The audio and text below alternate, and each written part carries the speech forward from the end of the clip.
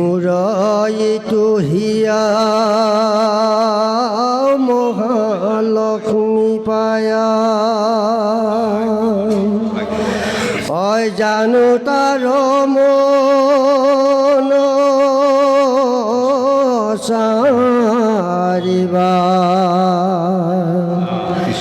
কিন্তু এই কষ্ট পাইলা বৰচুত এইটো দুখ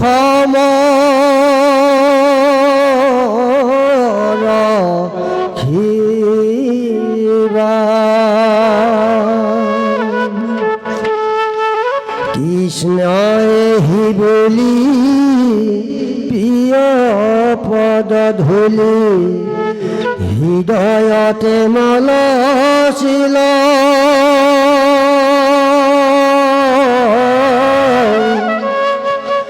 উদ্ধল মপান্তি ভৈল শ্বেতকান্তি শ্যামত নয়জলিত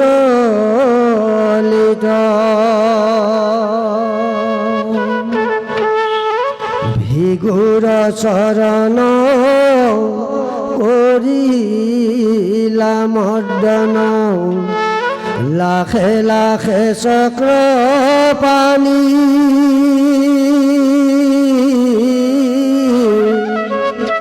বিপ্ৰত ভকতি দেখিয়া কৃষ্ণৰ অভয়লন্ত বিস্ময় মুনি অৰণ হৰিষে বিবল ভৈলা প্ৰেম জল নয়নৰ পৰে ধাৰে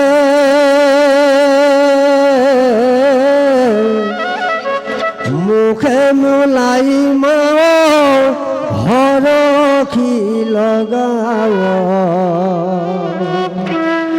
মাধৱ ৰস টকাৰে আশা কৰি ভৱকূপে জীৱ আছে পৰি কালখৰ পেদংখী হেৰাই লওঁ চেতনতাৰ মুখৰো পেটৰ জোবাই কমিত কি পায়ে খিঞ্চিল পতিনিত দয়াময় কৃষ্ণ কৰিও মোক উদ্ধাৰ দয়াময় কৃষ্ণ কৰিও মোক উদ্ধাৰ আজি পশ্চিম মৰিগাঁৱৰ শ্ৰী শ্ৰী কৃষ্ণ মন্দিৰত মহাভাগৱত অনুষ্ঠানত সমবেত হোৱা সাধু গুৰু বৈষ্ণৱ ভকত ভকতনী যুৱক যুৱতী শিশু কিশোৰী সবাহ আৰু পাৱধূলি আমাৰ অধমৰ মাথাতাও আজি এই দশম স্কন্ধত নমীক্ষা অৰণ্যত যেতিয়া মুনিসকলৰ বাদানুবাদ হ'ল বিষ্ণু ব্ৰহ্মা ৰুদ্ৰ তিনিজনৰ ভিতৰত শ্ৰেষ্ঠ কোনজন এই বাদানুবাদ লগা হেতুকে ভৃগুমুনি আজি পৰীক্ষা কৰিব আহিল আৰু ভৃগুমুনি আহি পৰীক্ষা কৰিব যায় প্ৰথম ব্ৰহ্মাৰ ওচৰত যায় যিখন আসনত বহিলে বহাৰ লগে লগে ব্ৰহ্মাই কুমদকী গদা লৈ ভৃগুমুনিক লৰুৱাই লৈ আহিল তেতিয়া বাটত আহোঁতে আজি ভৃগুমুনিয়ে জানি গ'ল কৃষ্ণ ঈশ্বৰে কৃপা কৰক কল্যাণ কৰক আয়ুষত বিঘিনি শূন্য কৰক পুত্ৰ পুত্ৰী স্বামী সহ ক্ষীৰকেন্দ্ৰ অক্ষয় কৰি সৌভাগ্যৱতী সৌভাগ্যৱান হওক কৃষ্ণ এতিয়া কি বুজালে ব্ৰহ্মাৰ সহ্য গুণ নাই হয়নে আমাৰ ধৈৰ্য সহ্য ক্ষমা দয়া এই চাৰিটা বস্তু ব্ৰহ্মাৰে মানে সহ্য গুণটো নাই তেওঁ বনালে 2 নম্বৰত গৈ যেতিয়া শিৱৰ ওচৰত ওলোৱাৰ লগে লগে শিৱই যেতিয়া ত্ৰিশূল লৈ ভিগুমুনিক সানিব আহিল তেতিয়া লগে লগে তাৰ পৰা দৌৰ মাৰি গুচি আহিল আৰু তাত শিৱৰ কি বস্তুটো নাই আজি ভিগুমুনিয়ে গম পালে যে ধৈৰ্য শক্তি নাই হয়নে ব্ৰহ্মাৰ সহ্য শক্তি আৰু শিৱৰ ধৈৰ্য শক্তি নাই তাৰ পাছত গৈ বিষ্ণুক যেতিয়া বুকত গুৰ মাৰি দিলে সেই গুৰ মৰাৰ পাছত যেতিয়া ভিগুমুনি ভৰিখনত ধৰি প্ৰভু ভগৱন্তে তেওঁ মালিচ কৰাত লাগিল কাৰণ বামনৰ বুকুখন বৰ টান বা শিলৰ নিচিনা আৰু বামনৰ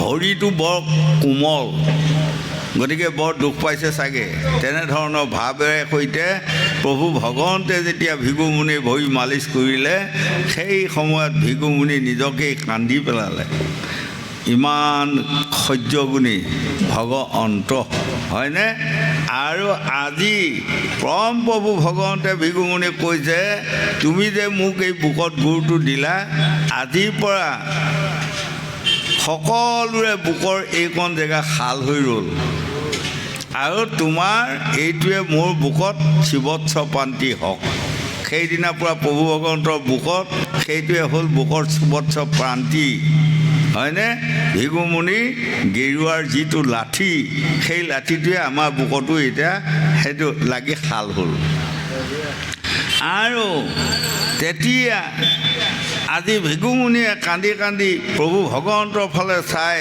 দেখা গ'ল তেওঁ নিজকেই ভাবি আছে মই আজি ঋষিসকলৰ মাজত কমগৈ কোন কথা তেতিয়া লগে লগে ঋষিসকলৰ মাজত গৈ ভিগুমুনিয়ে ক'লে হেৰা ব্ৰহ্মাৰ গাত সহ্য গুণ বুলি কোৱা বস্তুটো একেবাৰে নাই আৰু শিৱৰ গাত ধৈৰ্য গুণ বুলি কোৱা বস্তুটো একেবাৰে নাই কৃষ্ণ কৃষ্ণ ঈশ্বৰে কৃপা কৰক কল্যাণ কৰক আয়ুষত বিহীন শূন্য কৰক পুত্ৰ পুত্ৰী স্বামী ক্ষীৰ সেন্দুৰ কৰি সৌভাগ্যৱতী হওক কৃষ্ণ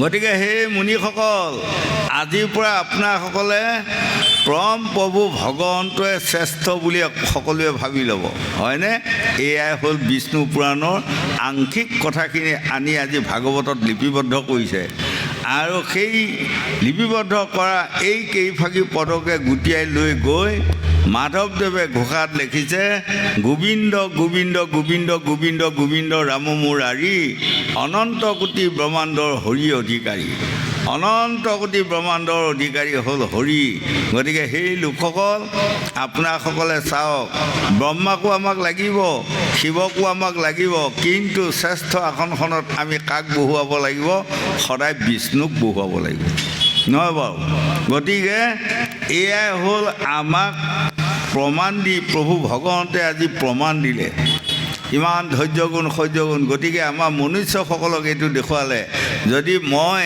এজন অনন্ত কোটি ব্ৰহ্মাণ্ডৰ হৰি হৈ ইমান এজন ব্ৰাহ্মণৰ গুৰটোকো মই সহ্য কৰিব পৰা হ'ল তেনেহ'লে মনুষ্যসকলে এই 4টা গুণ যিসকলে জীয়াই ৰাখিব সেইসকলৰ লগতে মই হয়নে গতিকে প্ৰভু ভগৱন্তক দেৱৰ্ষি নাৰদে কৈছিলে এই মনুষ্যসকলৰ কাৰ লগত আপুনি আছে মোক কওকচোন প্ৰভু তেতিয়া প্ৰভু ভগৱন্তে দেৱৰ্ষি নাৰদক কৈছে ধৈৰ্য সহ্য ক্ষমা দয়া যাৰ আৰু তাৰ লগতে বঞ্চো মই তাৰমানে সেইজনৰ লগতহে মই বঞ্চো যাৰ ধৈৰ্য নাই সহ্য নাই ক্ষমা নাই দয়া নাই সেইজনক প্ৰভু ভগৱন্তে কেতিয়াও সেইজনক উদ্ধাৰ নকৰে গতিকে সেই লোকসকল আপোনালোকে যি দুৰ্ঘোৰ বিপদত পৰক কিবা এটা মাৰি মৰক আহক কিন্তু আপোনাসকলে সদায় এই 4টা গুণ জীয়াই ৰাখিব কল্যাণ কৰক আয়ুষত বিহীন শূন্য কৰক মনৰ বাঞ্ছা পূৰ্ণ কৰি সৌভাগ্যৱান হওক হয়নে গতিকে আমি সকলোৱে জানি লোৱা উচিত এই 4টা গুণ এই 4টা গুণ আজি দিয়া নহয় আমি বা মই বা আপুনি তেওঁ বা তেখেত যিদিনা আমি আই গৰ্ভৰ পৰা আহিব ওলাওঁ সেই সময়ত প্ৰভু ভগৱন্তে কৈছে এটা ডাঙৰ কবচ লৈ যোৱা তুমি এতিয়া প্ৰভু কাণে কাণে সুধিছোঁ কবচটোৰ নাম কি? কৈছে ধৈৰ্য সহ্য ক্ষমা দয়া। এই চাৰিটা বস্তু যিজনে হৃদয়ত ৰাখে তাৰ নিচিনা ডাঙৰ কবচ পৃথিৱীত নাই, হয়নে?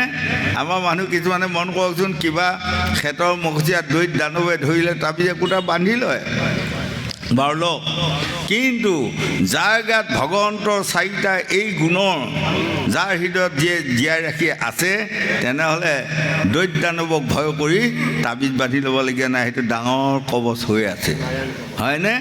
সেই তাকে কয় নাৰায়ণ কবচ। ঠিক তাৰ অৰ্থাৎ নাৰায়ণৰ গুণৰ নাম আটাইকণ তাত সোমাব।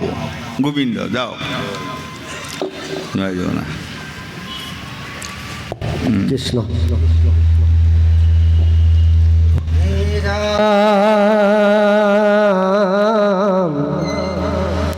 মনত গুণান্ত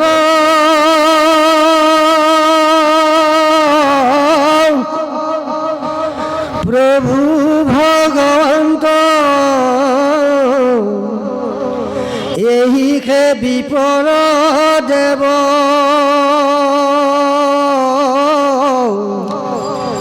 জনমে জনমে ইহান চৰণে অয় কৰিব সদি সেৱ অৰাম চৰণৰ হন্তে কৃষ্ণৰ হস্ত অন্তৰ কৰিয়া উঠি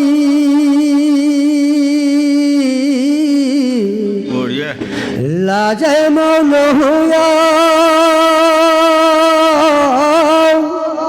কিছু নবলিয়া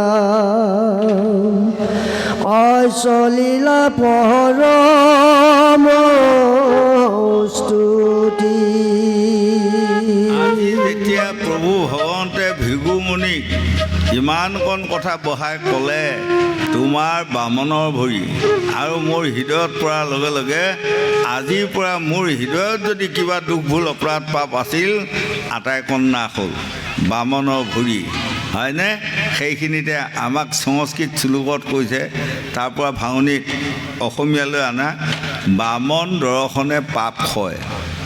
এদিন যদি দিনটো ৰাতিপুৱাৰ পৰা আপোনাৰ ঘৰত যদি কোনোবা ব্ৰাহ্মণ দৰ্শন হ'ল, তেনেহ'লে সেই গৃহখনৰ আপায় অমংগল অশান্তি দূৰ হৈ পাপ দুখ যদিও আছিল সকলো নাশ হ'ব।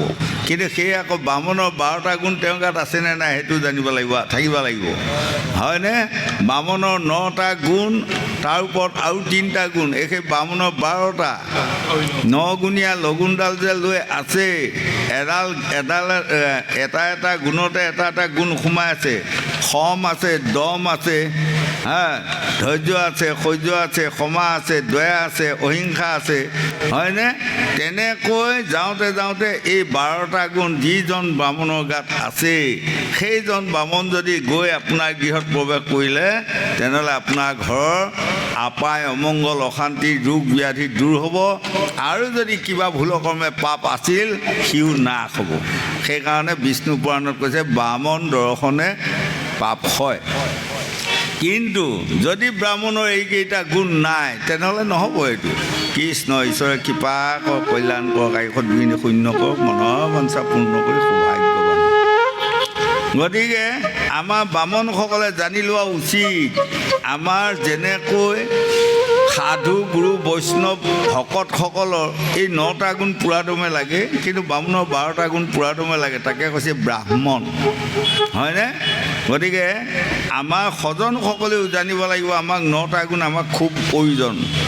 নৱবিধ ভকতিৰ 9টা গুণ আমাৰ গাত থাকিব লাগিব, হয়। আৰু 6টা আমাৰ তাৰ লগত থাকিব লাগিব বস্তু। সেই 6টাই হ'ল আমাৰ 6টা চক্ৰৰ লগত মিলাই আছে। যেনেকৈ শৌচাদাৰ পেচাবদাৰৰ মাজত যিটো চক্ৰ আছে তাক কয় মলাধাৰ চক্ৰ, তলপেটত যিটো চক্ৰ আছে তাক কয় জলচক্ৰ, আৰু নাভিত যিটো চক্ৰ আছে তাক কয় পদ্মচক্ৰ বা নাভি চক্ৰ, বুকত যিটো চক্ৰ আছে তাক কয় বায়ু চক্ৰ আৰু এইখিনি কণ্ঠত যিটো চক্ৰ আছে তাক কয় ত্ৰিবিধি চক্ৰ আৰু তালুত আমাৰ যিটো চক্ৰ আছে তাকে কয় আকাশ চক্ৰ হয়নে এই ছটা চক্ৰৰ কাৰণে আমি জীয়াই আছোঁ আনন্দত শান্তিৰে বসবাস কৰি আছোঁ যদি কেনিবাকৈ মন কৰিব মলাধাৰ চক্ৰৰ কিবা ব্যতিক্ৰম ঘটিল এই লগে লগে বোলে সেইজনক লৈ যাওক শৌচ পেচাব বন্ধ হ'ল কিবা হ'ল হয়নে চিভিলত ভৰ্তি কৰি দিয়ে আৰু যদি জলচক্ৰ অৰ্থাৎ তলপেটৰ এই চক্ৰটো যদি কিবা ব্যতিক্ৰম ঘটি গ'ল এই বোলে মানুহজনৰ কামে হ'ল বিয়াত গেষ্ট্ৰিক হাবি জাবি ইত্যাদি আহি গ'ল আৰু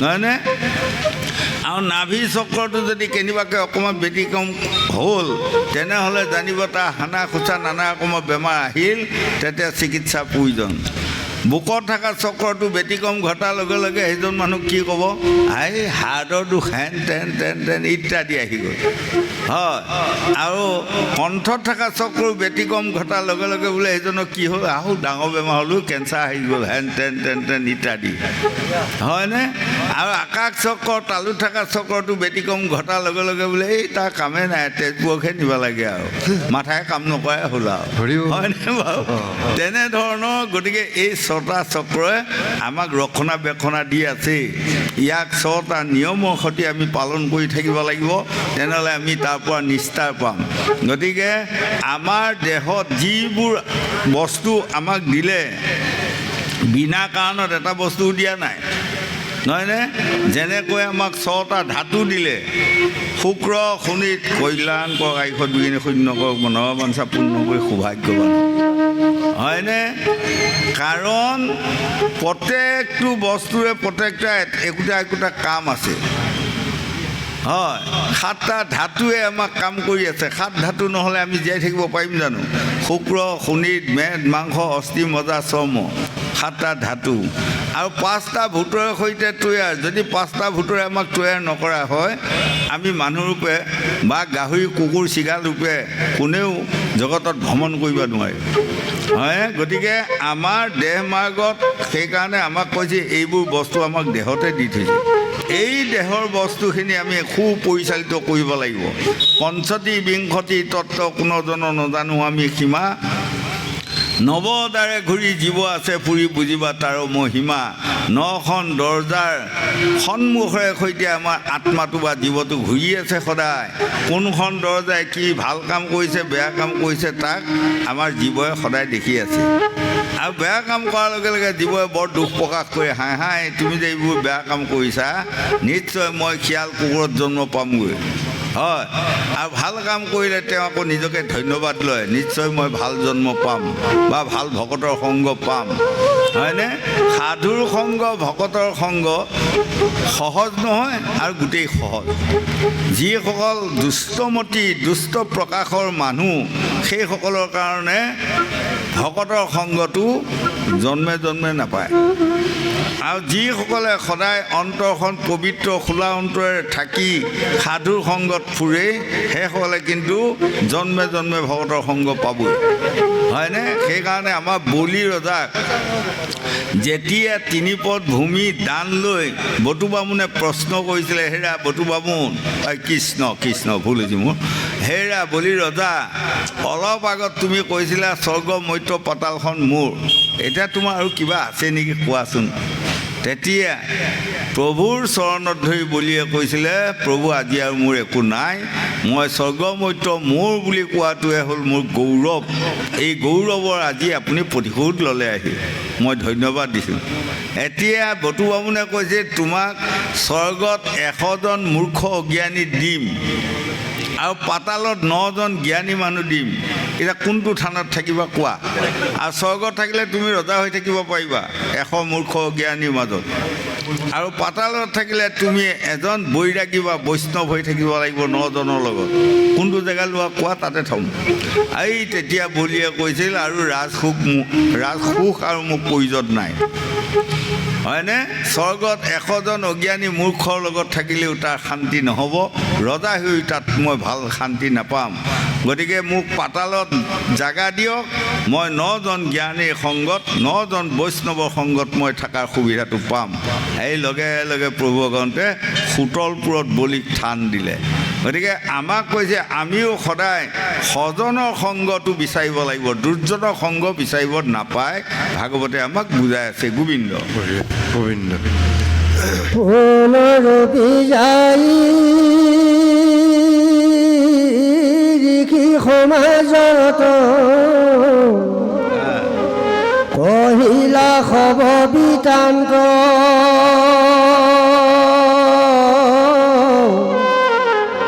ব্ৰহ্মাৰ শিৱৰ উদ্ধ যেনবৰ অবধিবা কচাহি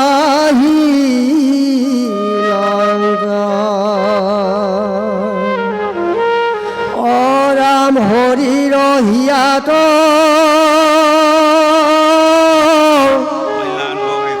লাঠি মাহাৰি যে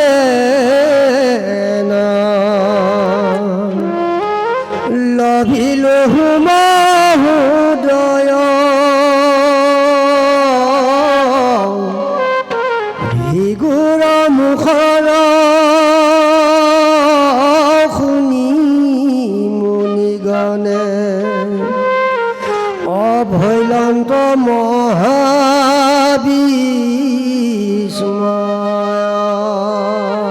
আজি নমিষা অৰণ্যত গৈ ঋষি সমস্তৰ আগত কৈছে, হেৰা ব্ৰহ্মা আৰু শিৱৰ যিটো ক্ৰোধান্বিত মূৰ্তি দেখি মই আজি ভাগ্য বাচিছোঁ। কৃষ্ণ ঈশ্বৰে কৃপা কৰক, কল্যাণ কৰক, আয়ুষত বিঘিনি শূন্য কৰক, পুত্ৰ পুত্ৰী স্বামী হওক, ক্ষীৰসেন্দু হৈ কৰি সৌভাগ্যৱতী হওক। কৃষ্ণ কাৰণ ব্ৰহ্মাই যদি মোক লগ পালে হয়, সুবিধা পালে হয়, কুমদকী গদাই মোক টুমনিয়াই আজি নিষ্পত্তি কৰিলে হয়। ভাগ্যে মই বাচি আহিছোঁ দেই। কিন্তু তাৰ পৰা ভাগ্যে মই বাচি আহি আকৌ কি দুৰ্ঘটনা হ'ল শুনাচোন। বোলে কি হ'ল? শিৱৰ ওচৰত গৈতো মই সমানে সমানে শিৱৰ ওচৰত বহিলোঁ। লগে লগে ত্ৰিশূল লৈতো কুচিয়া হানা দিবা ওলাইছে।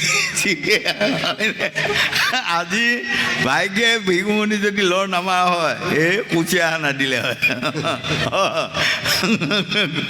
গতিকে আজি এইবোৰ কথা শুনি গোটেইসকল মুনিয়ে মানে আচৰিত পাইছে। বা ব্ৰহ্মাৰো ইমান খংনে, বা শিৱৰো ইমান ক্ৰোধনে, সকলোৱে আচৰিত পাইছে। গতিকে ব্ৰহ্মাৰ যদি শিৱৰে ইমান খং ৰাগ দম্ভ আহে, আমাৰ সকলৰ গতিটো কি হ'ব? হয়নে? এতিয়া মন কৰিব, কথা 3বাৰ ওলট পালট কৰাৰ লগে লগে যে একোজন মানুহ খং উঠে, সেইটো শিৱৰ মূৰ্তি বুলি জানিব। হয়, কথা 3বাৰ 2বাৰ লুটীয়া পুটীয়া কৰাৰ লগে লগে যে কোনোবাই যে কাৰোবাক মাৰিবা মন কৰে, খুচিয়াবা মন কৰে, হয়, বা হাত চাত দাঙি উঠে, সেইটো ব্ৰহ্মাৰ লক্ষণ। আমি সেইবোৰ লক্ষণ পৰিত্যাগ কৰিব লাগিব। হয়নে? হাতত শ্ৰী গোবিন্দ দানয়ধিপতি সপ্তদ্বীপে জগন্নাথ কৰে বসতি। আমাৰ হাতকেইখন কিয় দিলে জানে? দান দিবৰ কাৰণে দিলে। দান মানে কি? ধন টকা পইচা এইসোপা দান নহয়। কি দান? প্ৰণামৰ দান। হয়নে? কোনোবা এজন মানুহে যদি খঙেৰে সৈতে মোক কথা কয়, মই যদি তাক প্ৰণাম কৰোঁ বা প্ৰণাম কৰি গুচি আহোঁ, তেওঁ মানি লয় নলয় তেওঁৰ কথা।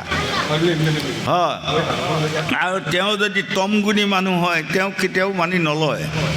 হয়নে? সিদিনা এজন আমি ৰাজদুৱাৰত আমি ভাগৱত গাবা যায়, মাছ বাটত এজন তেনেকুৱা মানুহ পাই আহিছোঁ। মই এই দেহাক কৈছোঁ বোলে আহা আহা, এইচবৰ লগত কথা নাপাতিবা আহা। হয়নে? বুজিছোঁ মানে ইয়াৰ তমগুণী মানুহ একদম খাওঁতকৈ আহেই দাং খায় বা। হয়, গতিকে মানুহ জ্ঞানী অজ্ঞানী জুখিব লাগিব। হয়, সেইকাৰণে কৃষ্ণকান্ত সন্দিকৈ গ্ৰন্থৰ বাণীখনত লিখিছে, আপুনি এজন মানুহ জ্ঞানী অজ্ঞানী যদি জুখিবা মন আছে, খাওঁতকৈ যায় মানুহজনৰ ওচৰত খুব বেয়া ব্যৱহাৰ কৰি দিবচোন মানুহজনক এদিন। যদি এজন জ্ঞানী মানুহ হয়, লগে লগে আপোনাক হাতযোৰ কৰি ক'ব, আপুনি যে মোক ইমান বেয়া ব্যৱহাৰ কৰিলে, কি দুখ পালে, কিহত মই ভুল কৰিলোঁ, মোক বুজাই কওক। এজন মহাজ্ঞানী। আৰু এজনক যাই পেলাই আপুনি খুব মতে বেয়া কথা এটা কোৱাৰ লগে লগে সেইজন যদি অজ্ঞানী হয় আপুনি অলপমান দূৰত থাকিব, ঢুকি পালে মাৰি খেদাব, কিন্তু মাৰি খেদাব, সি সুবিধা পালেই মাৰিব, হয়নে? এজন তম গুণী। আমাক সেইকাৰণে কৈছে এই সত ৰজ তম তিনিটা গুণ। যুৱক যুৱতী প্ৰজন্মসকল, আপোনাসকলে সৎ আহাৰ বেছিকৈ খাবা শিকক, তেনেহ'লে আমাৰ সৎগুণটো আহিব। ৰজগুণী আহাৰ যদি বেছি খায় মানুহ ৰজগুণীত আবদ্ধ হয়। আৰু তমগুণী আহাৰ, মদ মাংস এইবোৰ তমগুণী আহাৰ। এইবোৰ আহাৰ যদি খুব বেছি খায় অকপতে মানুহ সংৰাগ দম্ভ অহংকাৰ আহেই। গতিকে আমি আহাৰো নিৰ্বাচন কৰি আমি যদি খাওঁ তেনেহ'লে নিশ্চয় আমাৰ শৰীৰটোৰ অপকাৰ নাহে। গোবিন্দ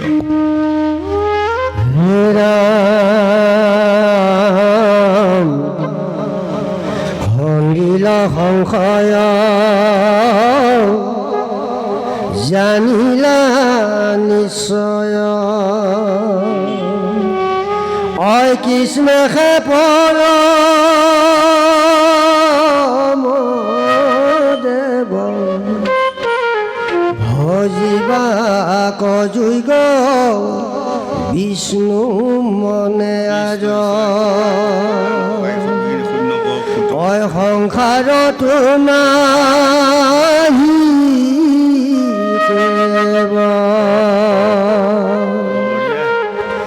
অতি অপৰাধ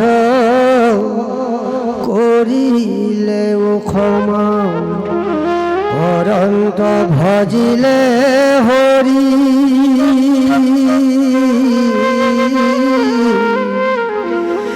এহি জানি সবেহে কৃষ্ণ কৌ ভজিলা অয় মণিগণ নিষ্ঠ কৰি।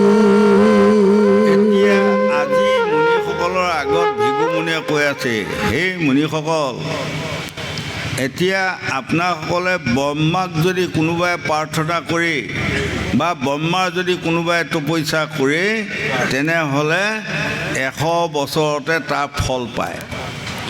আৰু শিৱক যদি কোনোবাই তপস্যা কৰে এমাহতে তাক ফল দিয়ে, হয়। কিন্তু বিষ্ণুক তপস্যা কৰি পুত্ৰ পুত্ৰী স্বামী ক্ষীৰসিন্ধু কৰি সৌভাগ্য বুদ্ধি হওক কল্যাণ কৰক। কৃষ্ণ পুত্ৰ পুত্ৰী স্বামী ক্ষীৰসিন্ধু কৰি সৌভাগ্য বুদ্ধি হওক কল্যাণ কৰক। কিন্তু বিষ্ণুক কিন্তু তপস্যা কৰিলে বহুত দিন লাগে, বহুদিনৰ মূৰত আপুনি তাৰ পৰা ফল পাব। কিন্তু যিটো বিষ্ণুৰ পৰা যিটো ফল পাব সেই ফলটোৱে আপোনাক অজৰ অমৰ কৰিব। আৰু শিৱৰ পৰা পোৱা ফলটো দুদিনতে আপোনাৰ ডাঙৰ সমস্যাত পৰিব, দেখিছেনে কৃষ্ণ? কাৰণ শিৱই তপকৈ ফল দে সঁচা, আশীৰ্বাদ দে তপস্যা কৰিলে, কিন্তু শিৱই নিজেই নাজানে মই বৰ দিলে যে পাছত মোৰ কি দুৰ্গতি হ'ব, তেওঁ কিন্তু নিজেই ভাবি উলিয়াব নোৱাৰে, খাউট কৈ দেই। তাৰ প্ৰমাণ আপোনাসকলে বহুততে পাইছে নহয় বাৰু? এবাৰ আকৌ তেওঁ নিজেই কালকেতু অসুৰক বৰ দি নিজেই বিপদত পৰি হাহাকাৰ হ'ল। এবাৰ ভস্মলোচনক বৰ দি তেওঁ নিজেই বিপদত পৰি দৌৰি ফুৰিবলগীয়া হ'ল, হয়নে?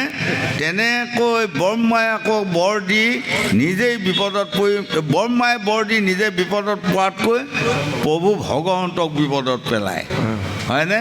ব্ৰহ্মা যিমানবোৰে বৰ দিলে, এতিয়া মন কৰক, তাৰে মন কৰক এজন জম্বাসুৰে বহুত দিন তপস্যা কৰিলে। তপস্যা কৰাৰ লগে লগে ব্ৰহ্মাই তেওঁক বৰ দিলে, কি বৰ লাগে কোৱা? তেতিয়া জম্বাসুৰে কৈছিলে মোক অমৰ্ত্য বৰ লাগে। তেতিয়া ব্ৰহ্মাই ক'লে অমৰ্ত্য বৰ মই কাকো দিব নোৱাৰোঁ, কাৰণ এইখন পৃথিৱীত যিয়েই জন্ম ল'ব উৰণ বুৰণ গজন ভ্ৰমণ চাই মুঠি জীৱ এদিন তেওঁলোকৰ মৃত্যু আছে। গতিকে অমৰণৰ বাহিৰে অন্য বৰ লোৱা। তেনেহ'লে মোক এইটো বৰ দিয়ক, স্বৰ্গ মৰ্ত্য পাতাল মই জয় কৰিম, মোক কোনেও মাৰিব নোৱাৰিব। বোলে নহয়, মাৰাৰ সীমা এটা দিব লাগিব নহয় তুমি, হয় নেকি? কৃষ্ণ ঈশ্বৰে কৃপা কৰক কল্যাণ কৰক আয়ুষত বিঘিনি শূন্য কৰক মনৰ বাঞ্ছা পূৰ্ণ কৰক এতিয়া আকৌ আহা বৃহস্পতিবাৰে যাবই লাগিব অঁ ৰাইজে ফোন কৰিছে নহয় এয়া তাৰপাছত তেতিয়া ব্ৰহ্মাই ক'লে বাৰু যোৱা তোমাক এটা মই বৰ গোটেইখন বৰ দিলোঁ আৰু এতিয়া তোমাৰ কেতিয়া মৃত্যু হ'ব জানাই ঠাইতে জন্ম হোৱা কেঁচুৱা এজনী ছোৱালীৰ হাতত তোমাৰ মৃত্যু হ'ব তথাস্তু হয়নে গুচি গ'ল গৈ যেতিয়া জম্ভাসুৰে গৈ স্বৰ্গ ৰাজ্য আক্ৰমণ কৰিলে দেৱতাবোৰ পলাই পাত্ৰাং দিবলগীয়া বাধ্য হ'ল আৰু মৰ্ত্যত আহি দেৱতাসকলে একশ্যন কৰি ভিষা মাগি ভাত খাবলগীয়া হ'ল সদশেষত সকলো দেৱতাসকলে গৈ স্বয়ং বিষ্ণুৰ ওচৰত মানে প্ৰণাম জনাই তুতি প্ৰাৰ্থনা কৰাত লাগিল যে জম্ভাসুৰক আপুনি যদি আজি মাৰি নেদেই আমি ত্ৰিদশ কোটি দেৱতাসকলে মানে গতি নোহোৱা হ'ল লগে লগে দেৱতাসকলৰ কথা মানি তৎক্ষণাতে পৰম প্ৰভু ভগৱন্ত বিষ্ণুৱে ক'লে মই আজিৰ ভিতৰত যাই জম্ভাসুৰক বধ কৰা হ'ব কথা দি গৈ জম্ভাসুৰৰ লগত যুদ্ধ কৰিলে জম্ভাসুৰৰ শক্তিত পাত্ৰা নাপাই প্ৰভু ভগৱন্ত নিজেই পৰিবলগীয়া বাধ্য হৈ গ'ল কৃষ্ণ ঈশ্বৰে কৃপা কৰক কল্যাণ কৰক আয়ুষত বিঘিনি শূন্য কৰক মনৰ বাঞ্ছা পূৰ্ণ কৰি সৌভাগ্যৱতী হওক সেৱকেন্দ্ৰ অক্ষয় হওক কৃষ্ণ ভাল বঢ়িয়া তেতিয়া লগে লগে প্ৰভু ভগৱন্তে ধ্যান কৰি চালে আজি এই জম্ভাসুৰৰ ইমান বল ক'ত ওলালে তেতিয়া তেওঁ ধৰা পেলালে ব্ৰহ্মাই বৰ দিছে তাৰমানে কাৰো হাতত কোনেও মাৰিব নোৱাৰিব কাৰো হাতত মৃত্যু নহ'ব যদি লগত জন্ম হোৱা কেঁচুৱা এজনী হয় তেতিয়া তাইৰ হাততহে মৃত্যু হ'ব এতিয়া লগতে কেঁচুৱা এজনী যেনিবা আজি জন্ম হোৱা কোনোবাই দিবই কেঁচুৱাজনীয়ে এতিয়া অসুৰৰ লগত যুদ্ধ কৰিব পাৰিব জানো নোৱাৰে গতিকে প্ৰভু ভগৱন্তে বাওঁ বাহুত থাপৰ মাৰি দি এজনী ছোৱালী জন্ম দিয়ালে আৰু জন্ম দিয়াই নিমিষৰ ভিতৰতে এজনী সুন্দৰ উপযুক্ত গাভৰু বনাই দিলে কৃষ্ণ হয়নে দি তৎক্ষণাতে প্ৰভু ভগৱন্তে কাৰ এডাল দিলে তুমি এই জম্ভাসুৰক বধ কৰা যুদ্ধ কৰি কৃষ্ণ ঈশ্বৰে কৃপা কৰক কল্যাণ কৰক আয়ুষত বিঘিনি শূন্য কৰক মনৰ বাঞ্ছা পূৰ্ণ কৰি সৌভাগ্যৱান কৃষ্ণ জয় জগন্নাথ বঢ়িয়া কৃষ্ণ কৃষ্ণ কৃষ্ণ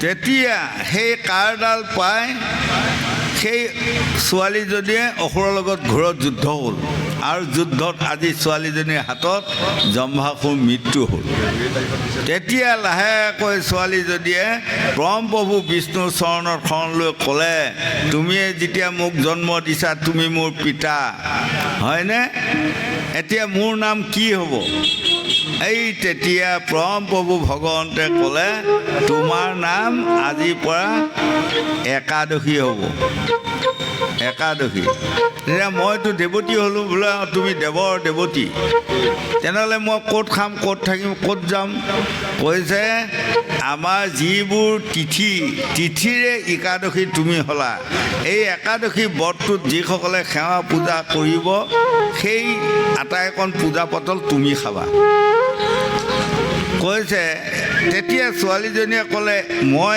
একাদশী নাম পালোঁ আৰু মই একাদশী ব্ৰত পালন কৰা সকলৰ পূজা পাতল পাম সঁচা মোক এনেই কোনে পূজা পাতল কৰিব বাৰু কাৰোবাৰতো লাভ হ'ব লাগিব লাভ নহ'লেতো কাকো কোনেও এনেই কিয় দিব পূজা পাতল বা শৰাই খলিতা কোনে দিব কল্যাণ বৰ সৌভাগ্যৱতী হওক কৃষ্ণ তেতিয়া লগে লগে প্ৰভু ভগৱন্ত বিষ্ণুৱে ক'লে যিসকল মনুষ্যই কলিত একাদশী ব্ৰত পালন কৰিব সেইসকল স্বৰ্গত যাব আৰু সেইসকলক যমদূতে ধৰাৰ ৰাস্তা নাই তেওঁলোকক সদায় বিষ্ণুদূতে আদৰি লৈ যাব লাগিব তেতিয়া লগে লগে কৃষ্ণ ঈশ্বৰে কৃপা কৰক পুত্ৰ পুত্ৰী স্বামী সেৱকেন্দ্ৰ কৰি সৌভাগ্যৱতী হওক তেতিয়া এই একাদশী আকৌ প্ৰভু ভগৱন্ত বিষ্ণুক ক'লে তুমি যে ক'লা যম ৰজা বা যমদূতৰ মানে দায়িত্ব নাই, এই কথাটো যম ৰজাই মানি ল'ব জানো? গতিকে সেই পিতৃ আপুনি আৰু মোক লওক, যম ৰজাৰ ওচৰলৈ যাওঁ, যাই কথাটো ফেচলা কৰি দিওঁগৈ আৰু, নহয়নে? সেই লগে লগে বিষ্ণুৱে লৈ গৈ মানে একাদশী বুলি কোৱা ছোৱালীজনীক লৈ যায় যম ৰজাৰ ওচৰত উলিয়ালে। আৰু তেতিয়া যম ৰজাই ক'লে সেই সময়ত দেৱৰ্ষি নাৰদো পোৱা হওক। পোৱাৰ লগে লগে যম ৰজাই কৈছে যিসকলে একাদশী ব্ৰতটো ভালভাৱে পালন কৰিব সেইসকলৰ আত্মা সদায় স্বৰ্গত যাব, সেইসকলক বিষ্ণুদূতে আগদৰি নিব। মোৰ যমদূত কালফুৰা খফুৰা বেং কামোৱা 3টা যমদূতৰ তেওঁলোকৰ ওচৰত অধিকাৰ নাই। এতিয়া একাদশীটো কি ধৰণে পালন কৰিব লাগিব? দেৱৰ্ষি নাৰদে কৈছে সেই মহাৰাজ আপুনি যিটো দিলে বৰ মানি ল'লোঁ, একাদশীটো কেনেকৈ পালন কৰিব লাগিব এইকণো বুজাই দিয়ক। তেতিয়া যম ৰজাই ক'লে নিৰ্মল পানী খাই একাদশী ব্ৰত যিসকলে পালন কৰে সেইসকলেহে এই ফলটো পাব। তেতিয়া দেৱৰ্ষি নাৰদে ক'লে নিৰ্মল পানী মানে কি পানী? কৃষ্ণ কল্যাণ কৰক, আইষত বিঘিনী শূন্য কৰক, জ্ঞানী হওক, শিক্ষিত হওক। নিৰ্মল পানী মানে নাৰিকলৰ পানী। নাৰিকলৰ পানী সেইদিনা একাদশী লগাৰ পৰা একাদশী ভাগালৈ যিসকলে নাৰিকলৰ পানীহে খাব, অন্য কোনো আহাৰ নাখাব, সেয়া হ'ব একাদশী পালন। হয়, কৃষ্ণ ঈশ্বৰে কৃপা কৰক, কল্যাণ কৰক, সৌভাগ্যৱতী হওক, আয়ুষ বিঘিনী শূন্য কৰক, মনৰ বাঞ্ছা পূৰ্ণ কৰক কৃষ্ণ। তেতিয়া দেৱৰ্ষি নাৰদে ক'লে হে মহাৰাজ যিসকলৰ নাৰিকল নাই তেওঁলোকে এই নাৰিকলৰ পানীটো ক'ত পাব? তেতিয়া যম ৰজাই ক'লে নাৰিকল কিনি খাব। তেতিয়া আকৌ নাৰদে ক'লে এজন মানুহে একাদশী ব্ৰতটো পালা বৰ হাপা বা বৰ আগ্ৰহ, কিন্তু তেখেতে নাৰিকল কিনিবাও পইচা নাই, তেনে কি খাব? তেতিয়া দেৱৰ্ষি নাৰদক যম ৰজাই বুজাই দিলে এয়া খালি আমাৰ এয়া পানীকে 3বাৰ চেকিব, যিটো তাকে ক'ব নিৰ্মল পানী, হয়নে? এই নিৰ্মল পানী খাই যিসকলে একাদশী ব্ৰত পালি গুণ্ড পুষ্প ধূপ ধূপে এমুঠি মাহ প্ৰসাদ দে, সেইটোৱে সেই একাদশীয়ে পোৱা হৈ গ'ল। সেইটোৱে হ'ল মানে আজিকালি একাদশী ব্ৰত বা তিথি, হয়নে? এইকণ কথা আজি মানে প্ৰভু ভগৱন্তে কৈছে ব্ৰহ্মাই এই বৰ দি মোক কিমান জামালাত পেলাবলগীয়া হ'ল, হিৰণ্যকশিপুক বৰ দি মোক কিমান জামালাত পেলালে। হয়, আৰু শিৱই বৰ দি যেনিবা নিজে নিজে জামালাত পৰি ফুৰে। আকৌ প্ৰভু ভগৱন্তই উদ্ধাৰ কৰিবলগীয়া হয়, হয়নে? গতিকে আমাৰ মনুষ্যসকলো মন কৰিবচোন, নিজে কাৰোবাক উদ্ধাৰ কৰিব যায় যদি নিজে আকৌ জামালাত পৰেগৈ, এইটো কথা হ'বনে?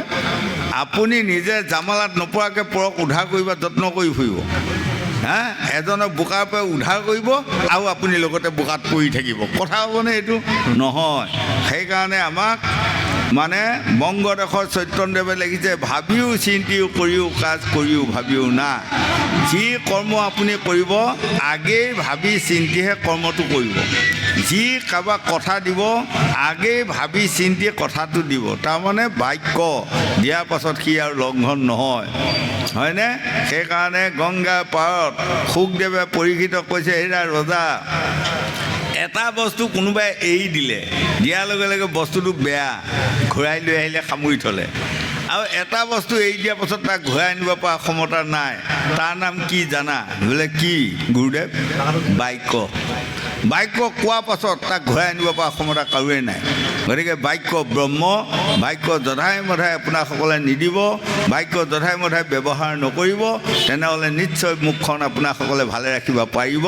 ভাগৱতে আমাক বুজাই আছে। গোবিন্দ কৃষ্ণ।